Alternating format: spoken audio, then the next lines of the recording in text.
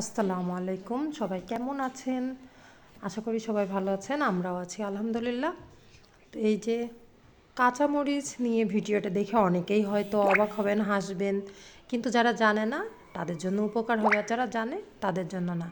এটা যারা জানে না তাদের জন্যই আমি শুধু সেদিন এক ভাবির সাথে স্কুলে কথা বলতে যে তিনি বলছিলেন যে কাঁচামরিচটা তিনি ব্লেন্ডার করে রাখলে নাকি কালারটা কালো হয়ে যায়, দেখতে ভালো লাগে না, আর তরকারিতেও দিতে মন চায় না।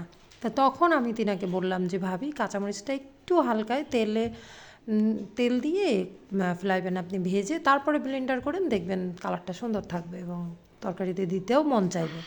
তখন তিনি বললেন, ও আচ্ছা, এটা তো আমি জানতাম না, তাহলে এখন থেকে তাই করব। তো সেই থেকে আমার মাথাতে আসলো যে তাহলে যারা জানে না তাদের জন্য আমি একটা ছোট্ট ভিডিও দিতে পারি।